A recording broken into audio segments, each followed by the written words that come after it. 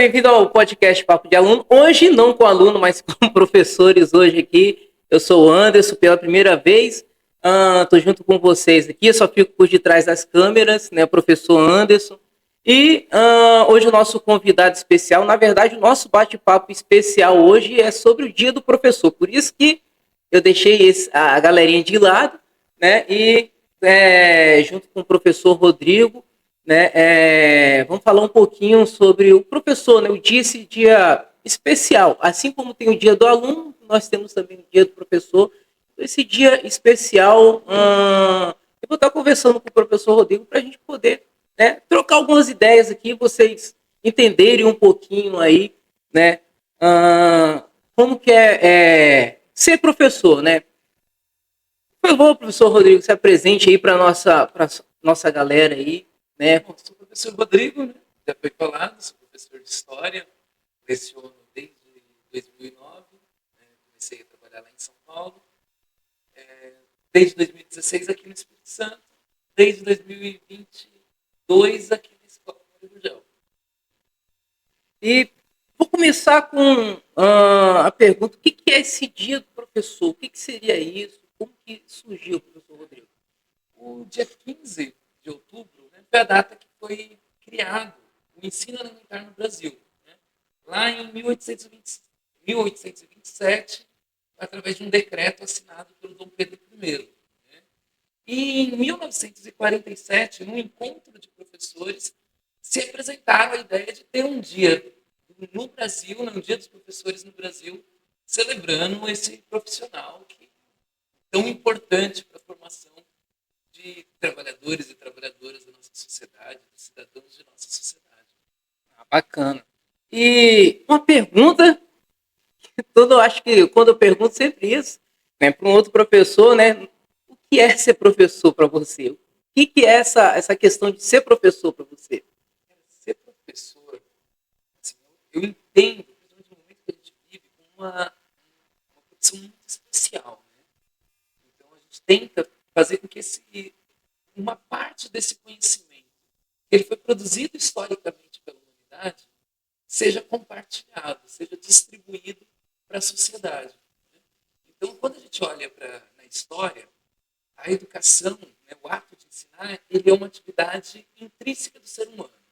Então, o que nos faz ser humano é ser seres culturais. Né? Então, a gente não nasce humano no ponto de vista social. Né? Então, o ser humano ele já foi um ser biológico, ser totalmente vinculado com a natureza, e a cultura nos transforma em seres humanos. A gente deixa de ser naturais para ser sociais, para formar, para construir o nosso meio. O desenvolvimento, né, da humanidade, do homem, né, acaba a gente descobrindo novas coisas, né, através da tecnologia. Exato. Então, isso faz a gente desenvolver, né, seria isso. E a educação está ligada nisso. O que diferencia o ser humano de um animal qualquer? É o fato de transmitir cultura.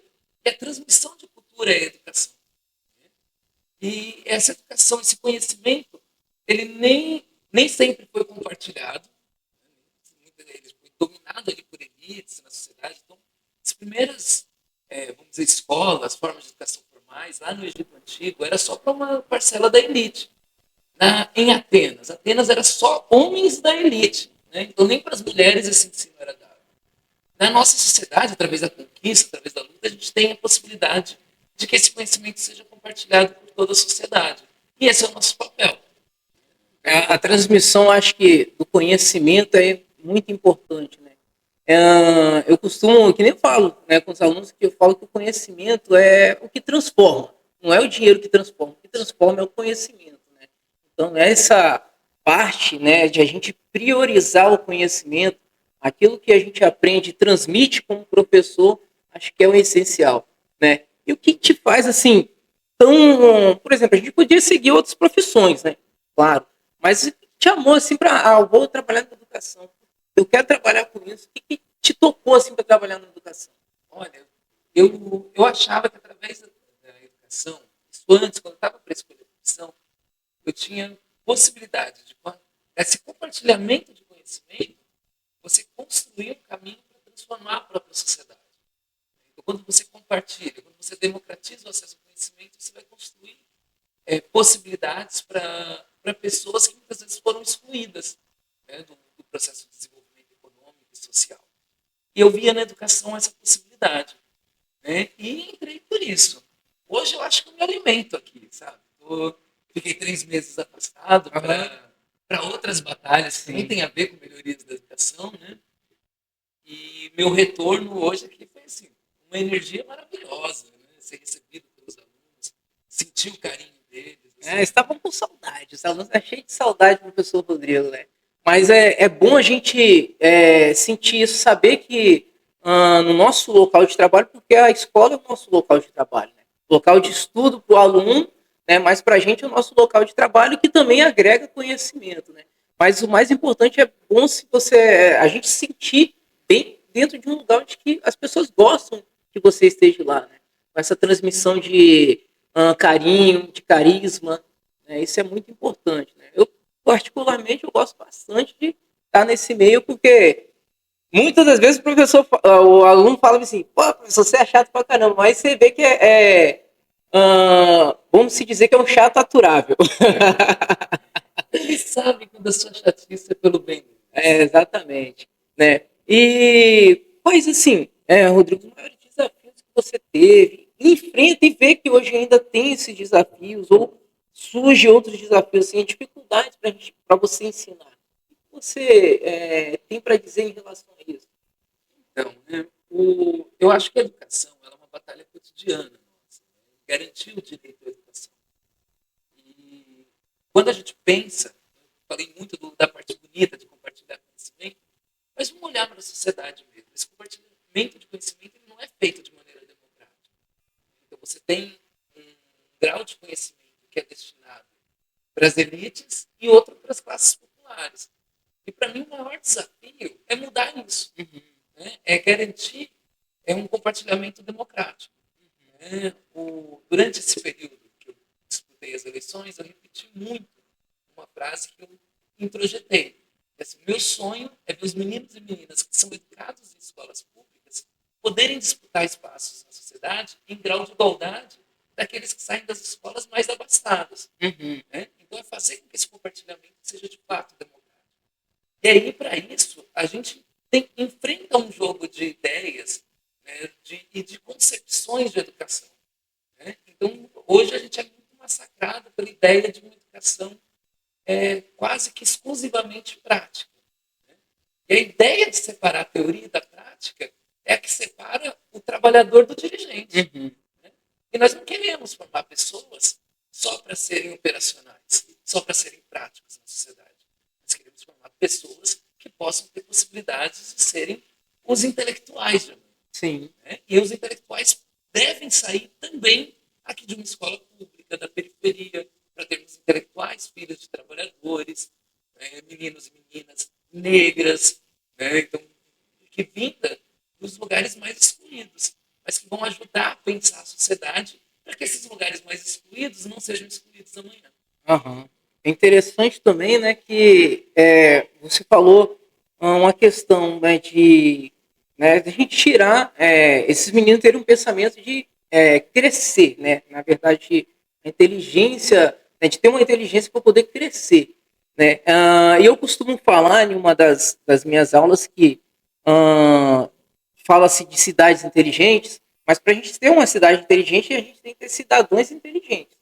Né, cidadãos inteligentes, né? Então isso seria o principal. Mas só que falta um pouquinho, às vezes a gente olha um pouquinho de vontade, né?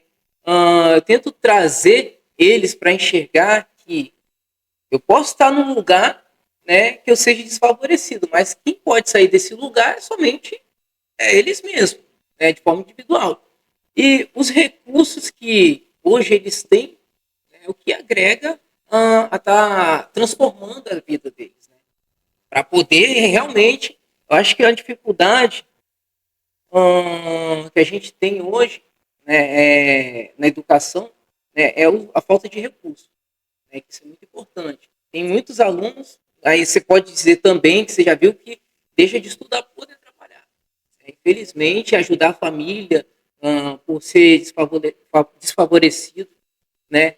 Mas o que você acha em relação a esse tipo de recurso que, assim, está escasso, né, ainda não está no nível que o aluno precisa, né, mas está surgindo aos poucos, né? Como que você falou, você saiu para disputar as eleições e tal, né? Qual tipo de melhoria que você poderia agregar aí ou trazer coisa nova aí na sua proposta lá e tal, só para a gente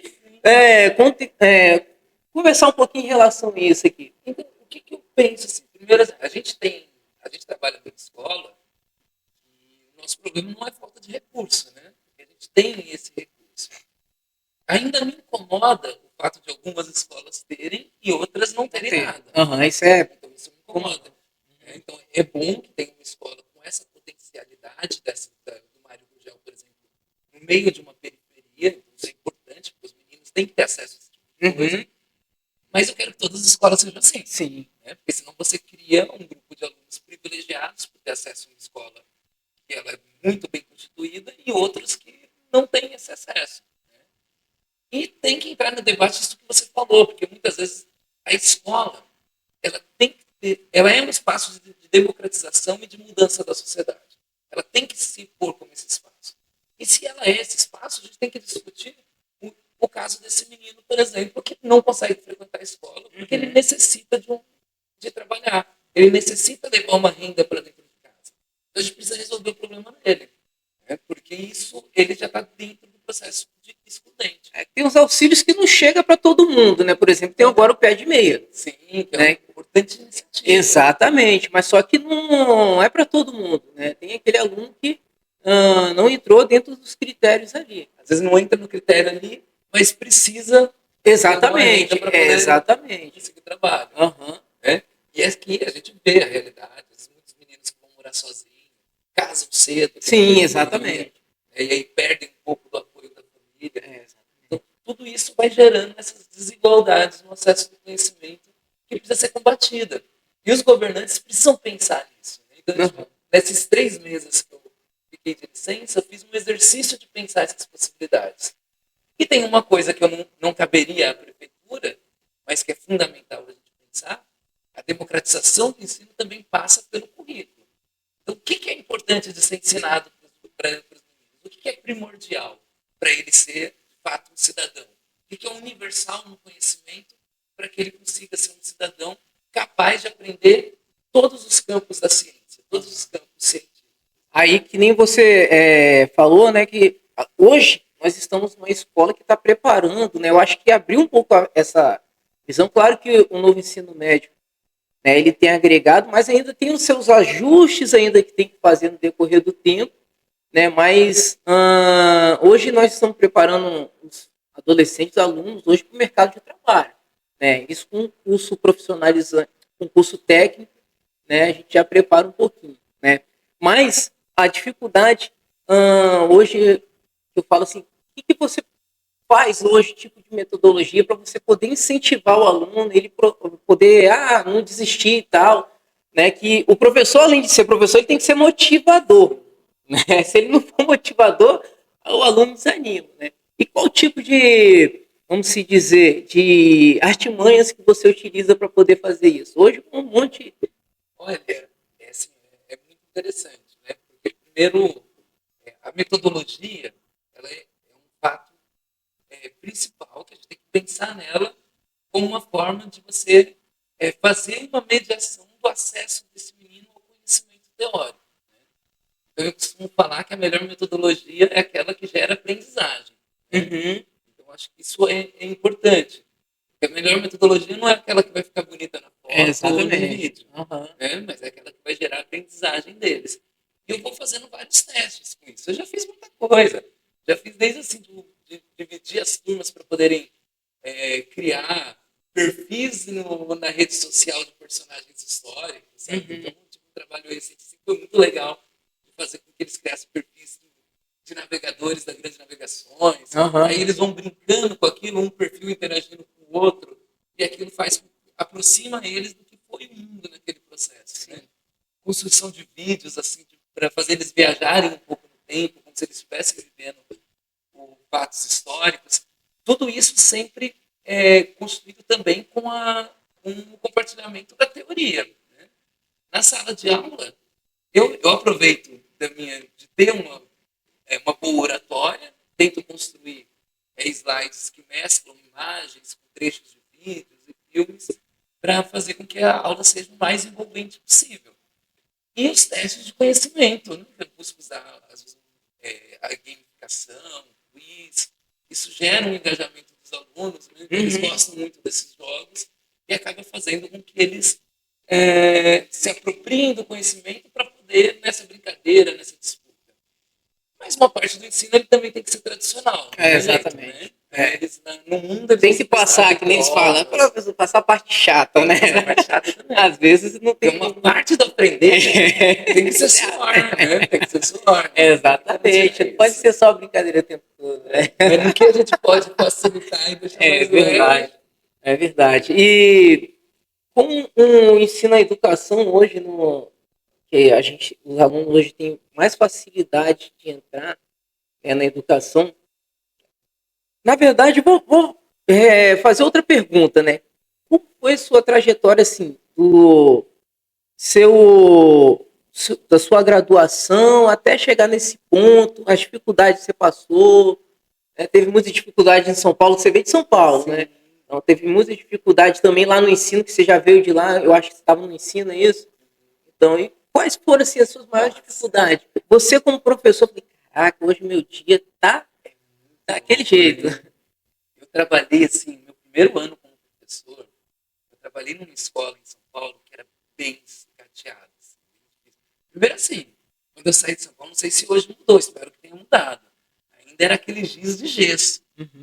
E a lousa verde, né? O quadro verde. Lá em São Paulo a gente chama de lousa, né? O quadro verde. Então era um negócio assim, já começava assim, olha o grau de precariedade. Sim. Né? Eu trabalhei numa escola. Caraca, isso tem tempo, velho. 2009. Não é tanto tempo, tem não. tempo. Não, mas já tem 10 anos, um pouquinho mais, sim, né? Mas aqui eu acho que não sei se ainda era giz na época. Né? Eu acho que é. Ainda era? Eu acho que ainda sim. Aí quando eu saí de São Paulo em 2015, ainda era giz de gesso. Né? Então era assim. E aí mas era no interior da cidade? Não, capital. É na capital. Na rede estadual. A rede municipal já usava o quadro branco. Né? Na rede estadual era esse grau de precariedade. Na rede estadual? Então era terrível. E aí eu trabalhei numa escola que eles fizeram algo muito ruim, né? Que eles pegaram os alunos de sexto ano, né? Que era quinta série ainda, não alfabetizado, e colocaram todos numa turma. E aí ficava uma turma onde os alunos se sentiam excluídos. Cara, era muito difícil você fazer qualquer coisa com essa turma. E eu pensava em desistir. Um terceiro de informática 1. Os meninos são bons. Vou falar nisso, estão aqui. São bons, isso nem se compara. Eu não sei o que eu fiz hoje. Eles pegavam assim, cara, tipo, eu chegava na escola e como eles não sabiam escrever, eu não fui preparado para alfabetizar, eu tinha muita dificuldade. E aí eu pensava em sair dessa turma, porque eu saía esgotado. E o pior é que a gente encontra ainda aluno assim, né? Precisando de ser alfabetizado. Assim, toda vez que eu chegava na escola, pensando, vou largar essa turma, né, vou largar essas aulas, eu era recebido com tanto carinho que eu pensava, porra, tipo, eu não estou conseguindo fazer, mas eu estou tentando. E aí eu fui com eles até o final. Para mim foi o maior desafio. E aí depois, assim, esse negócio da tecnologia, né? Eu sempre tive gostei muito de tecnologia. Gostou, mas não era dificuldade. E aí eu chegava na escola, só que você não tinha equipamento tecnológico. Ah, entendi. Hoje tem. Hoje tem, né? Eu não queria ficar usando quadro com giz. Aí eu lembro quando eu descobri que tinha um data show que ninguém usava na escola. Pronto. Aí eu comecei a usar. Melhor coisa. Aí quando eu começo a usar, aí começam outros professores procurarem o data show. Pronto. Aí a escola se movimenta para adquirir outros data shows. Tá? Então, assim, foi um processo muito louco, assim, nesse sentido. E aí hoje a gente tem tudo. Hoje trabalhando numa escola, que você tem data show em todas as salas de aula. Tem ar-condicionado em todas as salas de aqui, aula. por exemplo, na escola está mudando muitos espaços, né? Você que saiu, ficou um tempinho fora aí, né? E está retornando agora, está vendo que mudou muito. Até mesmo no laboratório de manutenção, mudando bastante, né? Como que é bom, né? É bom, mas melhor ainda para o aluno, porque eu acho que agora ele tem um pouquinho mais de facilidade de aprender, né? Porque a gente sem recurso a gente não consegue, claro que a gente consegue ensinar, mas com recurso a gente ensina melhor ainda, né? Exatamente. E depois aí você de lá veio para cá, Aí eu vim, aí aqui eu passei no concurso em 2016, né? E trabalhei lá em Cariacica. Minha primeira escola foi o Neia Salles, ali no Maracanã. Né? E aí eu trabalhei em várias escolas em Cariacica, porque eu fiquei com cadeira provisória. uhum. Né? Tive uma experiência no Itagiba, que era a escola viva na época. Né? Trabalhei lá no Flechal, então bem no fundão da periferia. Sempre gostei muito dessa relação com a periferia. E em 2022 eu vim aqui para o Mário Gugel, estou aqui há 3 anos, no terceiro ano. Tá bom, foi o mesmo ano que eu entrei aqui. Você falou que trabalhou em Cariacica, né? E assim, a diferença da escola de lá para cá em relação a recurso, né? Porque muda o município, querendo ou não, por ser da mesma rede estadual, às vezes o recurso, né, chega em um lugar e não chega em outro, que nem a gente já falou aqui, né? E como que é a Então, diferença eu de trabalhei lá em para cá? escolas de dois tipos. O problema não é a diferença de um município para o outro na questão de recurso, É questão mas do mais perfil das da escolas. escola, né? Então, no início, a escola de tempo integral que tinha era a antiga escola viva. Uhum. Aí você chegava na escola viva, sobrava de recursos para fazer as Sim. coisas. Qualquer projeto que você fazia tinha financiamento. E na escola que não era escola viva, o governo deixava morta. Né? Assim, você tinha que ter todo o gás para você construir os recursos, porque a escola não tinha essa quantidade de recursos. Então você via esse grau de desigualdade. Então eu trabalhei nesses dois perfis de escola lá. Né? E aí quando eu vim para o Mário Gurgel, assim, foi muito distante. Né? Então eu nunca tinha trabalhado numa escola que tinha data show em todas as salas. O máximo na escola, quando eu trabalhei na escola viva, tinha televisão em todas as salas que a gente utilizava também para colocar o computador, né? Projetar um celular, mas ainda era menorzinho. Né? Então foi a primeira vez, por exemplo, que eu trabalhei com essa possibilidade. E que para mim faz muita diferença. Uhum. Porque eu uso minhas aulas expositivas, elas são todas projetadas. Eu ganho tempo por não precisar escrever no quadro, assim, né? E ganho qualidade nas aulas por poder usar recursos visuais para além das letras. Exatamente. Aí o aluno ali no momento, né, o estudante ali já tem uma imaginação. Às vezes, eu acho engraçado que para a gente se torna uma coisa comum a gente pegar um recurso e utilizar, mas para o aluno dá uma diferença, né? Dá uma mudada, né? Tem uma turma aqui na escola, né? Professor Carruth, Carruth, Carruth. Exatamente, né? Tem outros aí, ó. Tem uns alunos aqui. Carruth, o ano passado, o ano retrasado, quando eu iniciei aqui, né? Eu utilizei muito Kahoot, né? Bastante. E era bis. Cadê meu bis? Entendeu? Cobrando até hoje. Eles adoram o Cadê meu bis? Mas o recurso ele é muito importante. Né? Até porque mesmo a gente faz uma coisa diferenciada, traz uma alegria a mais, né? Para os alunos poderem dar um ânimo, renovo no estudo ali. Agora, e para a gente mesmo. Para a gente mesmo, exatamente, né? Dá uma diferença imensa. Né? Eu sei que é importante eu dar aula teórica e não abro mão dela. Eles precisam disso. Sim, exatamente. Né? Mas no momento que eu dou uma aula, por exemplo, ou com Kahoot, ou usando um óculos de realidade virtual, eu saio mais descansado no dia. Um dia que eu não me sinto esgotado. Pior que a gente se diverte também, né, Fernando? Eles brincarem também. Agora, quando eu pego, assim, por exemplo, dia que eu vou dar 6 aulas expositivas, eu saio esgotado. Né? Mas precisa. Mas precisa, né? É aquilo. Não dá. A educação não é só diversão. Mas quando a gente pode fazer uma aula um pouco mais gostosa e mais leve, é maravilhoso.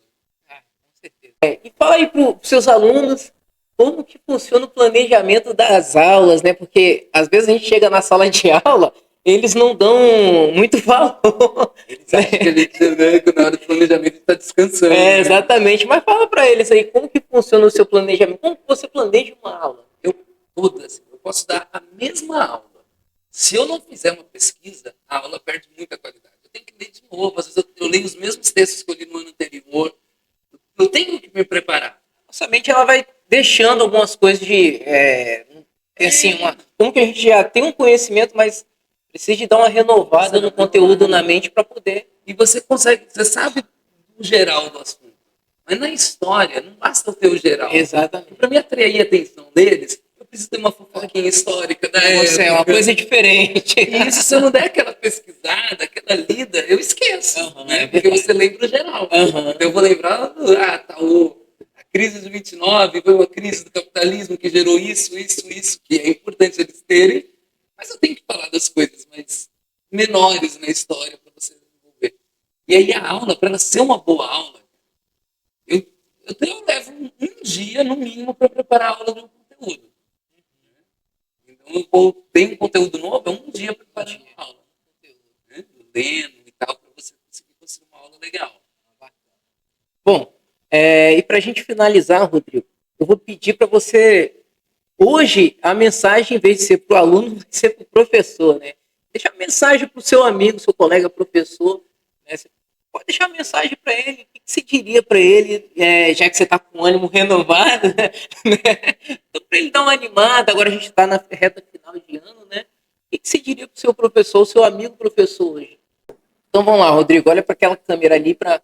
Pode ser só o final, já que eu cheguei, né? Pode. Então, professores e professoras, parabéns por esse dia. Vocês são heróis, são guerreiros na resistência para a gente poder compartilhar essa sabedoria, esse conhecimento construído pela humanidade e que deve ser compartilhado de maneira igualitária para todos os seres humanos, independente da sua classe social, sua etnia, sua origem. Todos têm o direito de ter acesso a esse conhecimento. É isso aí, galera. Olha, e também deixar a mensagem, né, para você que é professor, né, você que é aluno, valorize o seu professor. Muitas das vezes, né, ele está ali, né, passa um dia, que nem o professor Rodrigo falou, né, de planejamento para poder dar uma aula para você. É uma aula muito importante, né? Então, valorize o seu professor. E para você, professor, olha, parabéns pelo seu dia, pelo nosso dia, né, e que venha outros dias melhores aí, né? Galera, um abraço para vocês. Tá aí o podcast Papo de Aluno. Valeu aqui, agradecendo a presença do professor Rodrigo. Muito obrigado pela sua presença. E curta o canal, dá o like, se inscreva, senta o dedo no like aí, beleza, galera? Um abraço.